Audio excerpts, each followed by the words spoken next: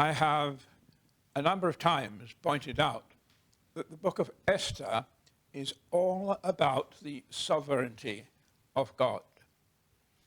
And I have also made it clear that God's sovereignty is exercised in two basic ways. First of all, he uses his servants to bring about his sovereign purposes. And secondly, he bypasses any human agency and uses what we call providence, that is, the circumstances, to fulfill his purposes. But either way, the sovereignty of God is at work. And I mention that first because this passage is an excellent example of how God first uses Esther herself to bring about what he wants to happen, but secondly, he acts quite independently of Esther through providence in a number of examples. So we're going to look at this passage, and I'm using three headings, which is to help us find our way through and follow the argument. And the three headings are, first of all, Esther's denunciation, secondly, the king's distress, and finally, Haman's death. Now, denunciation is a big word, but it really is the only word that represents what Esther set about doing at this second feast. It talks about the second day. And it does that because there had been a similar feast held the previous day, where Esther invited Haman and the king as her only guests to have a meal with her. It was, in fact, a lunchtime meal. And Esther's purpose on that first occasion, previous day, was to really find out how far the king trusted Haman. You see, Haman had been appointed by the king as prime minister of the Persian Empire. He was second only in power and authority to the king himself. And Esther wanted to bring before the king a plea that Haman's edict, which had been published to destroy and annihilate the Jews throughout the empire, she was going to plead with the king to stop that happening. But she didn't know whether the king, in fact, would support her or Haman. That first feast, the day before the events described in this passage, was a means by which she satisfied herself that the king was far from happy with the ambitious ideas that Haman had, and had in fact discovered that Haman did not have the service of the king as his prime objective, but the possession of more power. So she was satisfied from the first feast that the second occasion would be suitable to reveal the problem to the king and to plead for Haman's edict to be in some way overruled or set aside. Now, of course, Haman thought that both of these occasions was to honor him. After all, the king was one guest, Esther, the queen, was the host, and he was the only non-member of the royal family, if you like, who was invited. Well, that obviously he felt was a large feather in his cap, something really to his honor. He was very mistaken, but he thought that way. And last time I spoke, I had to do a review of the first 6 chapters because some of our audience, some of our congregation on that occasion had no knowledge of the book of Esther. So I, in fact, set aside my detailed exegesis of the passage and we did a review. And that went down very well. But we're going back now to a more detailed study of the text and digging into it to discover the deeper things that God reveals through his word. So let's begin with Esther's denunciation. The word, if you look it up in the dictionary, means a public statement that somebody is evil and is wrong or bad. It's a public declaration by one person about another. And to be public, says the dictionary, it only needs one person, one audience, one person as an audience. You don't have to have a crowd to make a public proclamation. One person makes a crowd in this context. And so Esther is about to denounce Haman and his edict, his murderous plot to annihilate the Jews from the empire. But there was an interesting approach that she took. They all sat down for this second meal, and I think Haman was rather relieved that his invitation had not been cancelled, because after the events of the morning, when he was forced by the king to lead a horse, the king's horse, through the streets of Shushan, with Mordecai seated on that horse, dressed in the king's robe. And of course, Mordecai was the bitter enemy of Haman. And Haman was forced not only to lead the horse through the streets, but to cry out so that the people could hear that this is the man, the one on the horse, that is, Mordecai. This is the horse, this is the man that the king delights to honor. Perhaps he was honoring the horse as well, but Mordecai was the object of the king's pleasure. And that was a bitter pill for Haman to take. He was absolutely shattered by this, and he was humiliated, and the king had deliberately brought about that humiliation because he had discovered that Haman's chief object in life was to gain power rather than to serve the king. And so he goes home. Haman goes home. And he no doubt was looking for comfort and support from his family. But he got neither. He went home, and this is what he got. I'm going to read it. It's back in chapter 6. When Haman told his wife Zeresh and all his friends everything that had happened to him, talking about the humiliation to which he had been subjected, his wise men and his wife Zeresh said to him, "If Mordecai, before whom you have begun to fall, is of Jewish descent, you will not prevail against him, but will surely fall before him." I just want to say two things about that. First of all, they were pagans, idol worshippers probably, and yet they recognized that if Mordecai was a Jew, Haman couldn't win. Now, what was different about Jews? Why did these idol worshippers say that if Mordecai is a Jew or is of Jewish descent?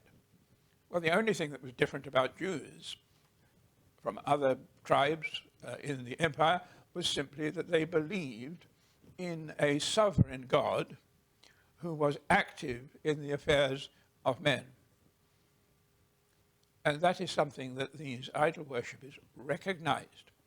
They recognized that the God of the Jews was a sovereign, powerful God who acted and brought about his own desires among men.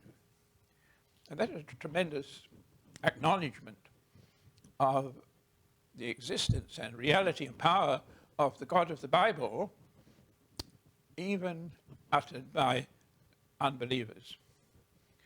And you know, there are times in our experience when that happens, when unbelievers have to and are forced to recognize that God exists and that God is at work in the world. something to the glory of God.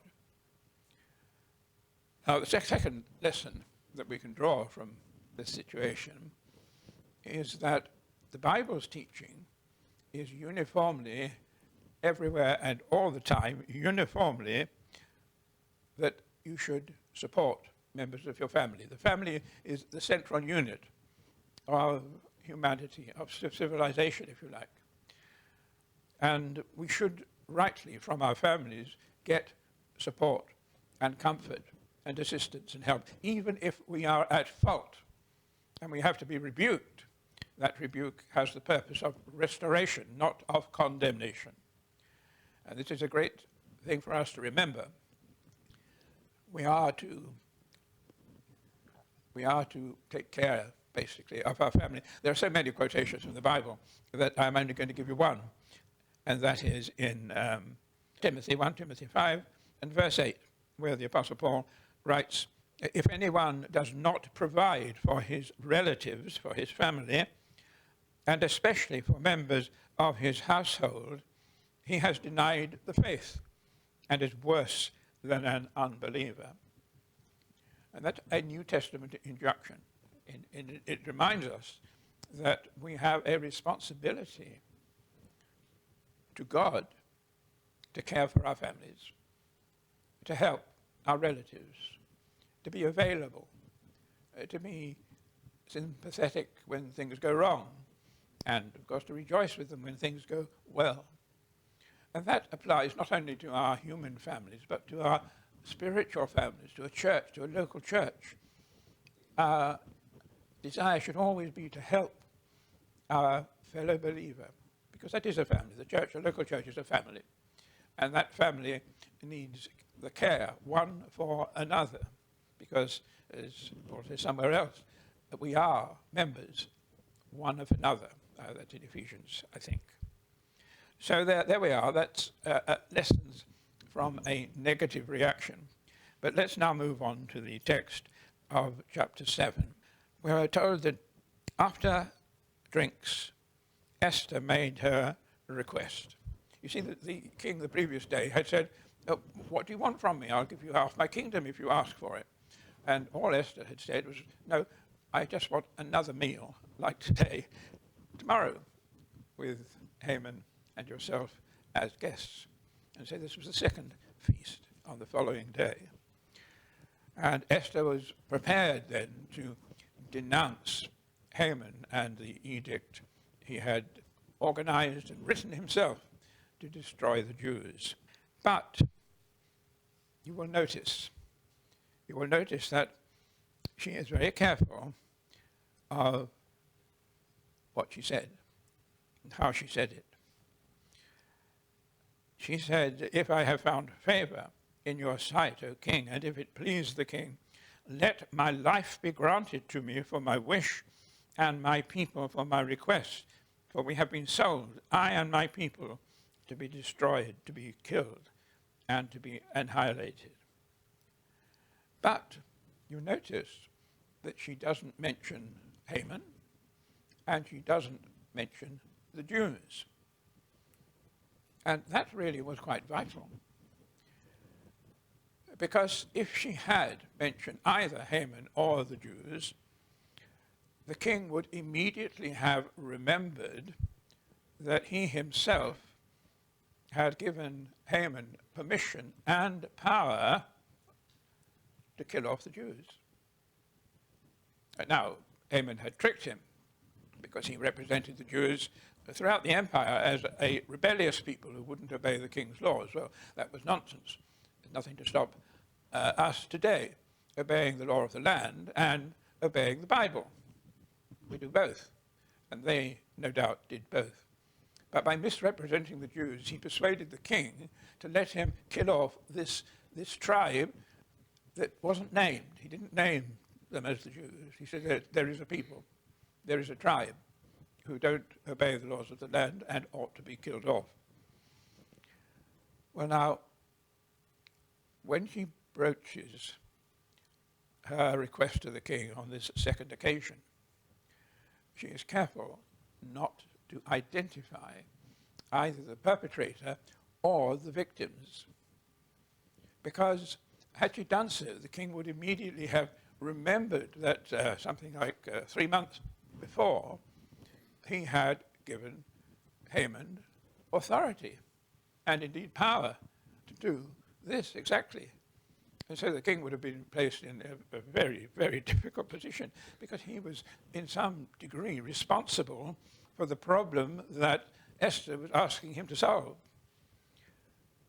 And to avoid that happening, in which case, of course, if it had happened, we don't really know how the king would have behaved, but he would have said, well, I'll think about it, or let's talk about it another time, or whatever. He would not have granted her wish, but on this occasion, he's going to grant her wish up to half his kingdom. He's going to be very generous towards her, and he is focusing on an unidentified enemy who wants to kill off an unidentified people.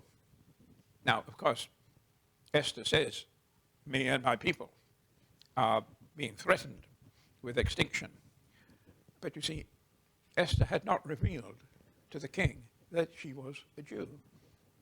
Mordecai had specifically told her not to tell anyone that she was a Jew. He had brought her up as his own child, but the king saw her as an orphan who happened to have been adopted by a Jew, but that didn't make her a Jew. He did not recognize there was any blood relationship between Mordecai and Esther.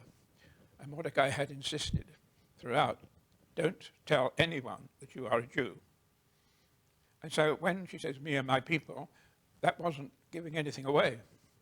The king was, in a sense, in a vacuum. He was angry. He was angry, but there was no specific target for his anger. He was angry because something had been going on, a plot had been hatched in his empire that he knew nothing about, because he wasn't connecting this in any way with the permission he had given to Haman earlier. He was thinking of some unknown, undefined people who were threatened with death. And so she was very careful not to give the king a target for his anger. So what was he angry about?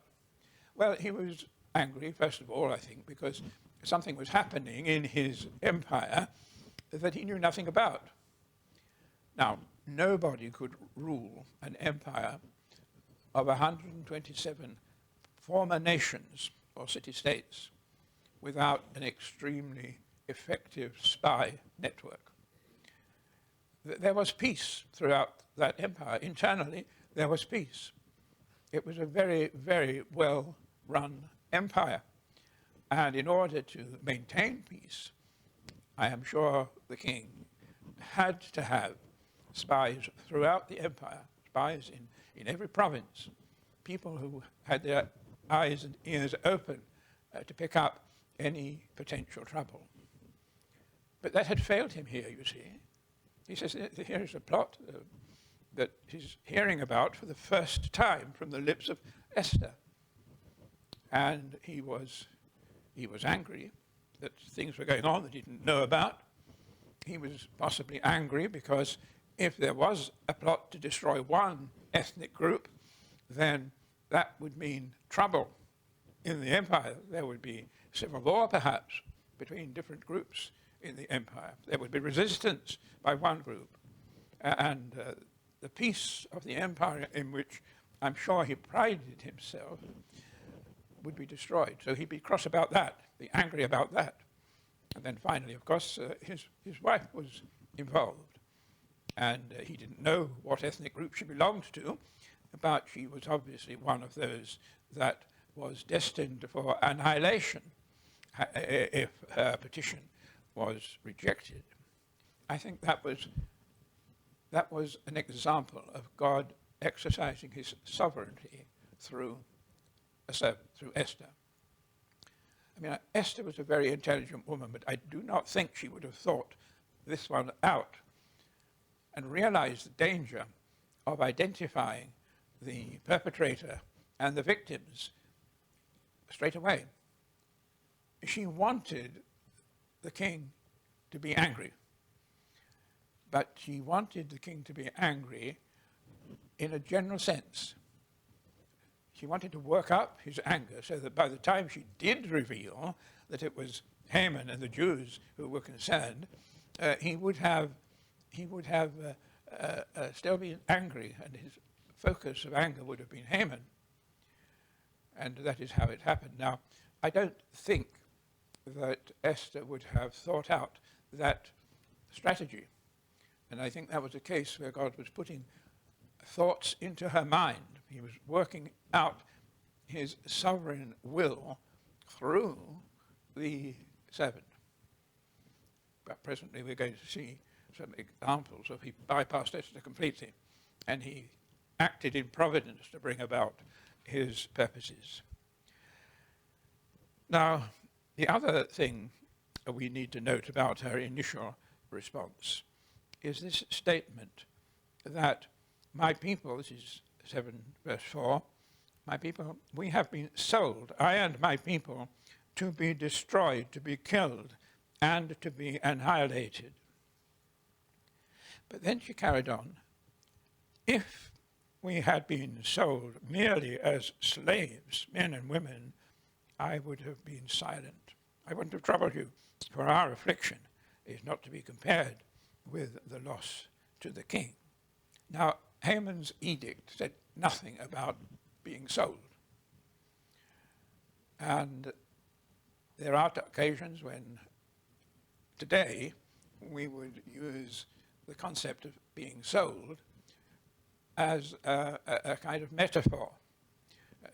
Sometimes we use the expression sold down the river, meaning we've been cheated and we're being led into situations that we don't want to.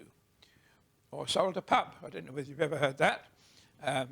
There's an old Scottish saying, I think, sold a pup. And that was based upon the idea that you would buy a pig in a bag, and when you open the bag, you find you didn't have a pig, you had a puppy, which is of much lower value. So that we do use this idea of being sold in a metaphorical sense. But I do not think you'll find any example in the Bible where this word sold is used in a metaphorical sense. It meant literally sold. And I think that what Esther saw and understood was that Haman's plan, although it didn't mention this, that Haman's plan was in fact a two-stage process. First of all, her people, the Jews, had been sold for money. And the only entity that could sell citizens of the empire was the empire itself, the state, and therefore the king.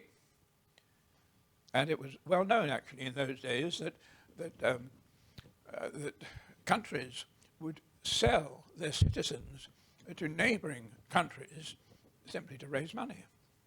They sell them into slavery in neighboring countries.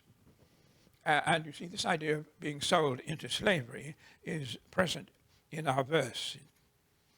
We have been sold to be destroyed and to be annihilated. If we had been sold merely as slaves, I wouldn't have protested. We'd have put up with it. We'd have somehow handled it as an ethnic community within the empire. It would be terrible for us, and we'd have to find some way to work around it, but I wouldn't have troubled the king. But there was a second stage, and that was once somebody had bought a slave, if that slave did not obey implicitly every order of the master, it was quite legal for the master to kill him or her. And I think this is how Mordecai and Esther saw Haman's plot, Haman's plan. First of all, remember, Haman gave a lot of money to the king's treasury for the permission to take over the future and fate of the Jews. I think it was a vast sum of money, 50 talents of silver. And Haman had bought the Jewish people from the state, from the king, essentially. And then, because Haman was now their slave master, and because they would undoubtedly continue worshipping their God and not Haman himself, he would have a good and, quotes, legal reason for killing them all. And so there was a subtlety about Haman's plan to annihilate the Jewish people that was invisible, I think, to most people except Mordecai and Esther. Well, then, that was a good reason why Esther did not want to identify the enemy or the victims outright to begin with. The king would have been shocked, of course, to learn that his wife belonged to this unspecified lawless faction. But his anger, if any, would have been directed against the queen, not Haman, for keeping him in the dark about her membership of that group. He still didn't know who they were, of course. Well, then we come on to our second point, the king's distress.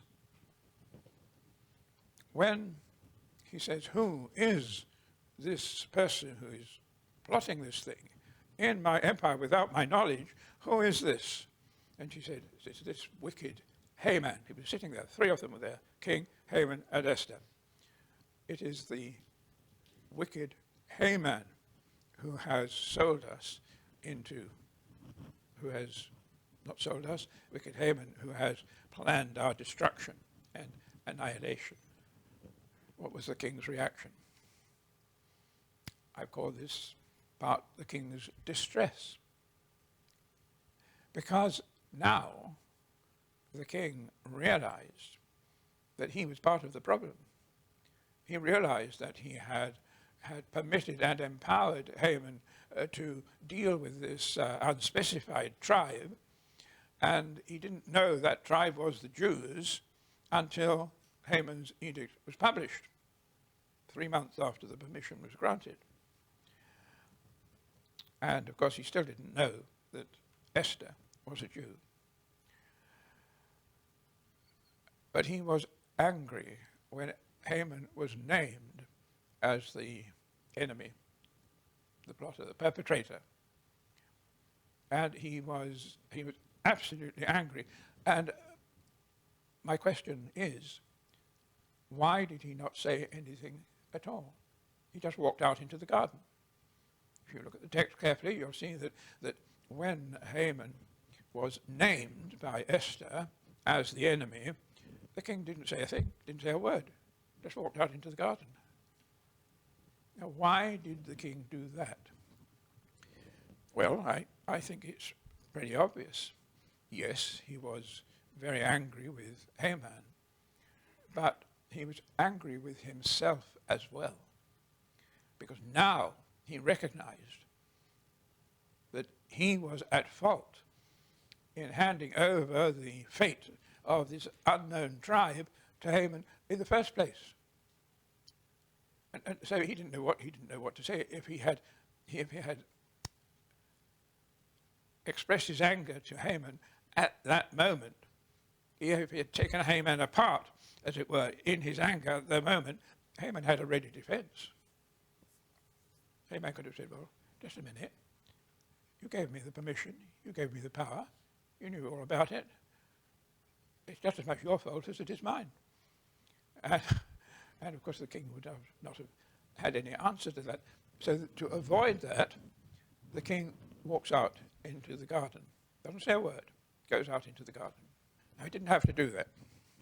And here I see the providence of God at work. The sovereignty of God expressed in providence, in the control of events. Nothing to do with Esther. Esther didn't have anything to do with him walking out into the garden. But he walked out into the garden. And when he got into the garden, he obviously did some thinking, some hard thinking. He said, look, I am implicated in this problem. I'm implicated in a plot to kill off the Jews, and my wife must therefore be a member of the Jewish clan, as it were. I'm in a terrible situation. I am in a very distressing situation. And in the garden, he must have come to some conclusion. He must have come to some answer, to some way of dealing with this severe embarrassment that was caused by his implication. But then he came back. And he came back into the room. And we never know, we never knew, and we shall never know what decisions he had come to out in the garden, because as he walked back into the house, he found that Haman had thrown himself onto the couch where Esther was laying. I may have tripped up and fallen, I don't know, but he was pleading with Esther for his life. But the king saw him and completely misunderstood what he was doing there. And the king must have given some sign, because one of his servants at that moment said, behold, there is a gallows that Haman had built in his own garden for the execution of Mordecai. And king said, hang him on that. And so they covered the head of Haman, which was a sign of the death sentence. They carried him out and they hung him, killed him. And that was the end of Haman. And we're told that the king's anger subsided. Now, I just want to finish by summarizing really what we've learned from this situation. I'll just read the text as it comes to us from the Bible. As the word, let's go one verse earlier, verse 8. Misunderstanding what he saw, he declared, will he also assault the queen while I am in the house? Well, because he wasn't assaulting her, he was pleading with her for her life. But he finished up, in some way, he finished up leaning across her as she lay on the couch. And that was a misunderstanding by the king. As the word left the king's mouth, they, his servants, covered Haman's face, a sign that he was condemned to death. And verses 9 to 10, Haman is hanged on the gallows he had prepared for Mordecai, who spoke good on the king's behalf. And the conclusion of all that is simply this, that Haman's wife was right. You cannot fight God and win. He came back just at the critical moment. If he'd spent another 5 minutes in the garden or less, he might not have found Haman in that compromising position. Haman might have been standing up. He might have been kneeling before Esther, but not leaning on her, not covering her body. Had the timing been different, then the king would not have misunderstood what he saw. Probably Haman would have finished up dead anyway, but nevertheless, there was God's providence at work in the timing of the king's departure and return. And there was no further conversation. Haman had nothing to say, no opportunity to plead, no opportunity to explain why he was in that posture that he was, because clearly the king gave his servants some signal, and they covered his head, and he was condemned to death. But really the message for us is that you cannot fight God and win. I remind you of her words from chapter 6 and verse 13. If Mordecai, before whom you have begun to fall, is of Jewish descent, you will not prevail against him, but will surely fall before him. Prophetic words based upon the fact that Mordecai was a believer in and a servant of the God of the Bible. And of course that must have general application for us today. Whatever happens, whatever circumstances, whatever problems there are in the world or in our personal lives or in our church or whatever, the devil is at work, seeking to undermine the gospel, seeking to make people believe that Christ didn't exist, seeking to destroy the testimony of the church. People sometimes even in the church, not this church, but large churches may have people who are within the church who set out to destroy the church. Paul warns the Ephesians about this in Acts 20. And so we have this situation that we serve a sovereign God, one who does all things according to the counsel, the wisdom of his will. And this is something for us to be profoundly grateful for, and it gives us confidence to continue when things go hard for us.